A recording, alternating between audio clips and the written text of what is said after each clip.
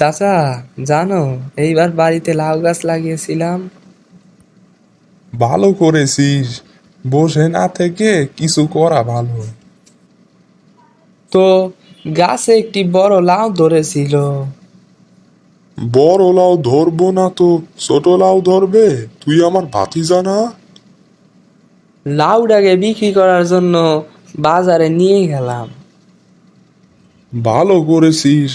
অত বড় লাউ খাওয়া সম্ভব না। বাজারে এক পুলিশ আমার লাউয়ের দাম জিজ্ঞেস করলো।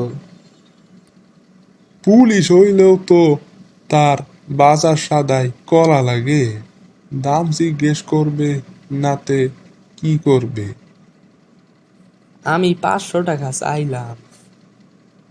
বড় লাউ 500 টাকা চাইবি নাকি 50 টাকা চাইবি? পুলিশ বলল 10 টাকা দিবেন। ঠিকই তো। একটা লাউ কি পুলিশে 500 টাকায় নেবে? আমি বললাম, বাপের জন্মে লাউ খেয়েছেন? ভালো করেছিস। তুই আমার ভাতিজা না? তুই কি পুলিশে ভয় পাইয়া কথা বলবি? 500 টাকা লাউকে যে 10 টাকা বলে মগের মুল্লুক পাইছে নাকি? এরপর পুলিশে আমার কান ধইরা ময়লা দিছে। ভালো করছে। তুই পুলিশের সাথে বেয়াদবি করবি আর সে কি তোরে আদর করবে? পরে পুলিশ আমায় থানায় নিয়ে গেল। পুলিশ তো থানায় নেবে।